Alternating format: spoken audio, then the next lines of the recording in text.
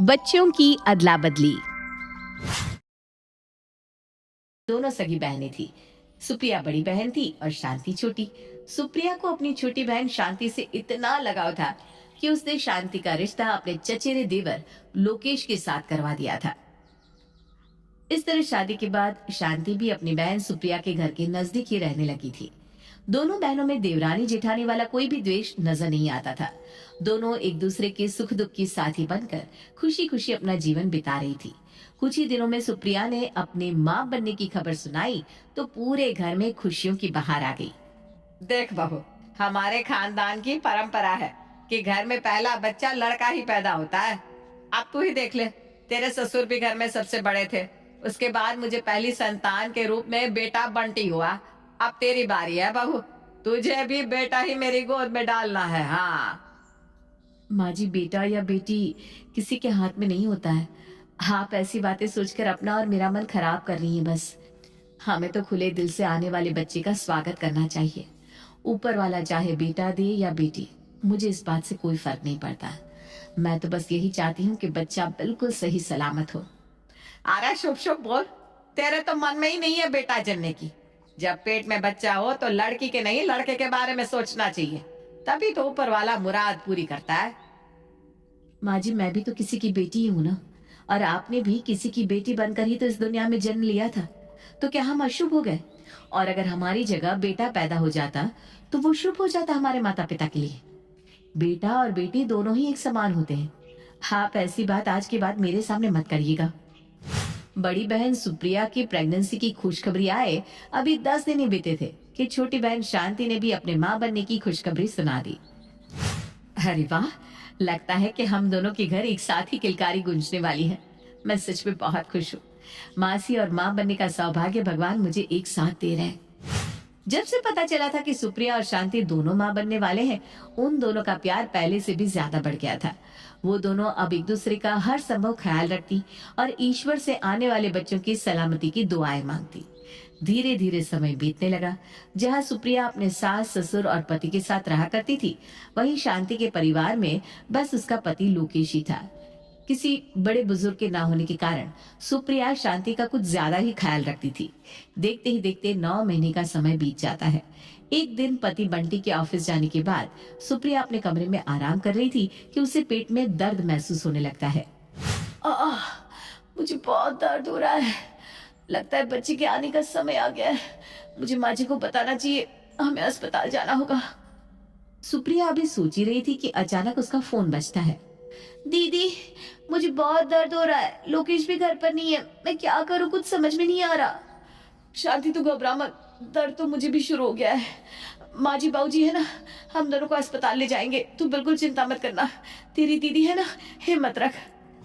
मणि सुप्रिया और शांति को अस्पताल लेकर जाती है। कुछ देर की तकलीफ के बाद सुप्रिया एक बेटी को जन्म देती है और शांति एक प्यारे से बेटे को। सुप्रिया और शांति दोनों अभी बेहोश थी कि तभी मणि उनके कमरे में आती है। सिस्टर देखो, मेरी बहू को लड़की हुई है और उसकी बहन शांति को लड़का। ये बात बस तुम्हें और मुझे ही पता है। मैं तुम्हें मुंह मांगे पैसे देने के लिए तैयार हूँ। बस इस शांति का बेटा मेरी बहू की गोद में डाल दे और मेरी बहू की बेटी इस शांति की गोद में। अरे क्या फर्क पड़ जाएगा अगर शांति एक बेटी पाल लेगी तो। लेकिन ये गलत है, मैं ऐसा नहीं कर सकती। मणि लगातार नर्स को पैसे का लालच देकर भ्रमित करती रहती है। अंत में रुपयों के लालच में नर्स मणि की बातों में आ ही जाती है और किसी के भी जानने से पहले ही बच्चों की अदला बदली कर देती है। ये राज तेरे और मेरे बीच में ही रहेगा। भूल जाना, इस अस्पताल में कभी तुम मुझसे मिली भी थी। देखो, मेरी नौकरी चली जाएगी अगर आपने इस बारे में किसी को भी बताया तो। आपके कहने से मैंने ये पाप कर तो दिया है, लेकिन भूल कर भी इसके बारे में कभी किसी से जिक्र मत करना। अगले दिन अस्पताल से छुट्टी मिलने पर मणि अपनी बहू सुप्रिया और पोते को लेकर अपने घर चली जाती है और शांति अपनी बेटी के साथ खुशी खुशी अपने घर पहुंच जाती है। आप हमेशा यही कहती थी ना माँ जी कि आपको पोता ही चाहिए। एक बार को तो मैं ये बात सोचकर टेंशन में ही आ गई थी कि अगर कल को मुझे बेटा ना होकर बेटी हो गई तो पता नहीं आप कैसे रिएक्ट करेंगी। पता नहीं मेरे बच्चे को दादा दादी का प्यार मिल भी पाएगा या नहीं। इस चिंता में न जाने कितनी रातें मैंने बेचैनी में करवट बदलते हुए बिताई। लेकिन जब मुन्ना के जन्म के बाद नर्स ने मुझे बताया ना कि बेटा हुआ है, तो मेरे मन को इतनी तसल्ली मिली कि मैं आपको बता नहीं सकती। अब तो आप मुझसे खुश है ना माँ जी? आपके खानदान की परंपरा को मैंने भी बरकरार रखा है। अरे बहू, मैंने तो पहले ही कहा था, हमारे खानदान की परंपरा ऐसे ही थोड़ी ना टूट जाएगी। हमारे खानदान में छोरे ही जन्म लेते हैं। चल अब तो इन बातों को अपने मन से निकाल दे और मुन्ने की अच्छे से देखभाल कर। अच्छा, जरा शांति से एक बार मेरी बात तो करवा दे। वो भी तो अभी नई नई माँ बनी है और उसकी तो सास भी नहीं है। उसे अच्छा बुरा जो समझा सके। ठीक है माँ जी, मैं अभी आपकी बात शांति से करवा देती हूँ। गुड़िया ठीक तो है ना शांति?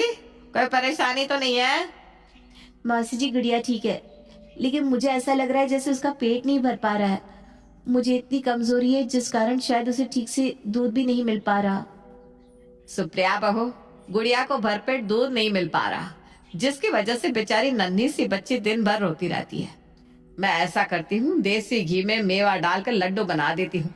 तुम और शांति दोनों लड्डू खाओ, उससे माँ के शरीर में ताकत आती है और बच्चों को अच्छे से दूध भी मिल पाता है।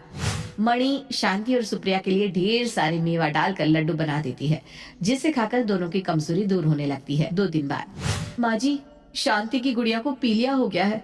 बेचारी शांति बहुत परेशान है। हे राम, क्या हो गया बच्चे को? ये शांति उसका ढंग से ख्याल नहीं रख रही है क्या? ऐसी बात तो नहीं है माँ जी, वो भी बेचारी अकेली है ना। अभी तो उसे भी देखभाल की जरूरत है। उसकी देखभाल करने वाला भी तो वहाँ कोई नहीं है। बहू, तो मुन्ने का ख्याल रखना, मैं जरा गुड़िया को देख कर आती हूँ, मेरा दिल नहीं मान रहा। ठीक है माँ जी, आप मिलाइए। जैसे ही मणि को अपनी पोती की तबीयत खराब होने की सूचना मिलती है, उसका दिल जोरों से धड़कने लगता है। हे राम जी, जल्दी से ठीक कर देना मेरी पोती को। ऐसा नहीं है कि मुझे उससे नफरत है, मैं तो बस ये चाहती हूँ कि वो जहाँ भी रहे अच्छे से रहे। उसका बुरा कभी नहीं चाहा मैंने। मणि तेज कदमों से शांति के यहाँ पहुंच जाती है। शांति, तू परेशान मत हो, हाँ, जल्दी ही ठीक हो जाएगी तेरी छोरी। तू ऐसा कर, तेरे यहाँ बच्चों की देखभाल करने वाला भी तो कोई नहीं है ना। चल, अब से मैं ही सुबह सुबह आकर गुड़िया को सुबह की धूप दिखा दिया करूंगी, और इसके मालिश की जिम्मेदारी भी ना आपसे मेरी। आपका बहुत बहुत धन्यवाद मौसी जी। मणि अब रोज शांति के घर जाकर गुड़िया की देखभाल करती और उसे धूप दिखाकर उसकी तेल मालिश भी किया करती। कुछ दिनों में गुड़िया तो स्वस्थ हो गई थी, लेकिन मणि के दिल की डोर अब गुड़िया के साथ बहुत मजबूती से बन गई थी। शांति बेटा, तू अकेले परेशान हो जाएगी, कैसे घर और गुड़िया को अकेले संभाल पाएगी तू? ऐसा क्या कर, गुड़िया को ना मेरे पास छोड़ जाया कर। मुन्ना के साथ साथ मैं गुड़िया का भी ख्याल रख लिया करूंगी, और तब तक तो घर के काम निपटा लेना। ठीक है मौसी जी, मेरी गुड़िया बड़ी खुश नसीब है जो उसे दादी के ना होने पर भी आपसे दादी से बढ़कर प्यार मिल रहा है। सच में आप कभी भी मुन्ना और गुड़िया में कोई भेदभाव नहीं करती। मणि ने पोते के मुंह में अपनी पोती को शांति की गोद में डाल तो जरूर दिया था, लेकिन कहते हैं ना, खून खून को पुकारता ही है। गुड़िया को जरा सी छींक भी आ जाती तो मणि देवी की रातों की नींद उचट जाती। गुड़िया की चिंता में उसे ना दिन को चैन था न रात को आराम। उसके मन में हर समय यही लगा रहता कि पता नहीं शांति गुड़िया का अच्छे से ख्याल रख पा रही है या नहीं, कहीं उसकी गुड़िया को कोई तकलीफ तो नहीं। माँ जी को तो हमेशा से ही एक पोता चाहिए था, लेकिन पता नहीं क्यों पोता होने के बाद भी वो मुन्ना के साथ उतनी खुश नहीं रहती जितनी गुड़िया के साथ रहती है। कभी कभी तो मुझे ऐसा लगता है जैसे मुन्ना उनका पोता ही ना हो। अरे पता नहीं मैं ऐसा क्यों सोच रही हूँ, गुड़िया भी तो हमारी बच्ची ही है।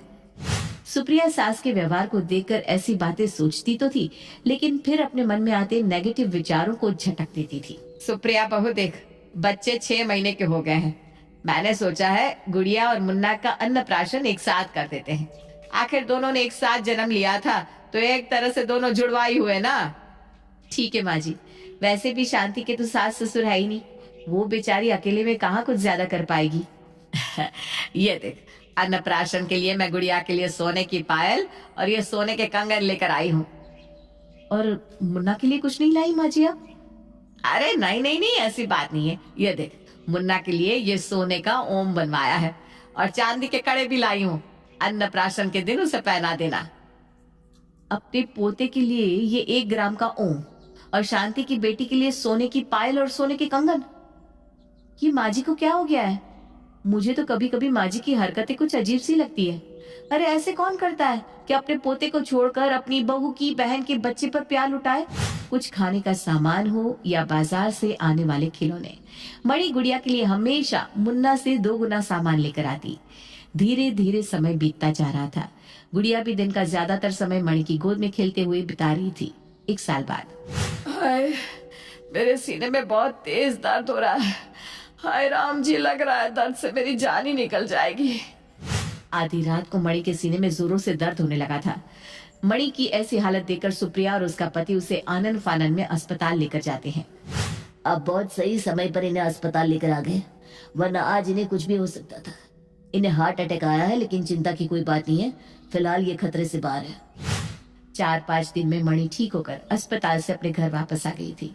लेकिन अब ये बात उसके मन में बहुत गहराई तक बैठ गई थी कि अब उसका कोई ठिकाना नहीं है। किसी भी समय वो इस दुनिया को छोड़कर जा सकती है। बच्चों की अदला बदली करके मैंने बहुत बड़ा पाप किया है। इस अपराध बोझ से मुझे जीते जी मुक्ति नहीं मिल सकती, लेकिन मैं अपनी वसीयत बनाकर अपनी गलती को सुधारने की कोशिश तो कर ही सकती हूँ। अगले ही दिन मणि एक वकील के पास जाती है और उसे अपनी वसीयत बनाने के लिए कहती है। कुछ दिन बाद वकील वसीयत लेकर शांति के घर पहुंचता है। मैडम, आपकी बेटी गुड़िया के नाम एक वसीयत है। 18 साल के होने पर ये सारी प्रॉपर्टी उसके नाम हो जाएगी। तब तक आप इन कागजों को अपने पास संभाल कर रखिए। शांति कागज खोलकर देखती है तो आश्चर्य से उसकी आंखें फटी की फटी रह जाती है। सुप्रिया की सास मणि ने अपनी प्रॉपर्टी का 70% हिस्सा गुड्डी के नाम कर दिया था। शांति उन कागजों को लेकर दौड़ती हुई सुप्रिया के पास जाती है। मैं जानती हूँ दीदी, मौसी जी ने जो भी किया वो सही नहीं है। आपकी जगह कोई भी होता तो ये सब बर्दाश्त नहीं कर पाता। आप शायद आज तक मौसी जी के मेरी बेटी के प्रति जरूरत से ज्यादा लाड़ प्यार को इसलिए बर्दाश्त करती आई है क्योंकि मैं आपकी सगी बहन हूँ। लेकिन बच्चों को प्यार करना अलग बात है और अपनी प्रॉपर्टी किसी बाहर के बच्चे के नाम कर देना अलग। ये बिल्कुल गलत है दीदी। मैं खुद इस बात के पक्ष में नहीं हूँ। अपने मन में इस बात को लेकर किसी प्रकार की खटास मत आने देना। मेरी गुड़िया इस प्रॉपर्टी में से 1 रुपये की भी हिस्सेदारी लेने कभी नहीं आएगी। मैं नहीं जानती मौसी जी ने क्या सोचकर ये वसीयत मेरी बेटी के नाम लिखी है। इस प्रॉपर्टी पर सिर्फ और सिर्फ मुन्ना का हक है। गुड़िया को आप सबका प्यार मिल रहा है, उससे ज्यादा हमें कोई इच्छा नहीं है। तू परेशान मत हो शांति। मैं जानती हूँ माँ जी ने ये जो भी वसीयत लिखी है उसमें तेरी या गुड़िया की कोई गलती नहीं है। अरे गुड़िया तो अभी पूरे 2 साल की भी नहीं हुई। उस मासूम बच्चे को वसीयत और जमीन जायदाद के बारे में क्या पता। और तू तो मेरी सगी बहन है पगली। तुझ पर मुझे पूरा भरोसा है। मैं जानती हूँ तू अपनी दीदी के हिस्से का 1 रुपया भी अपने पास नहीं रख सकती। तू बेफिक्र होकर अपने घर जा, मुझे तुझसे कोई शिकवा या शिकायत नहीं है। लेकिन इन सवालों के जवाब अब माँ जी को देने ही होंगे। जिन बातों को मैं आज तक इग्नोर करती आई हूँ उनके जवाब मांगने का समय आ गया है। कुछ देर के बाद मणि देवी सत्संग सुनकर घर लौटती है तो देखती है सामने बेटा बहू खड़े हैं। मम्मी, आप खुद बताना चाहोगे या हम बताएं आपको? अरे क्या बात हो गई बेटा?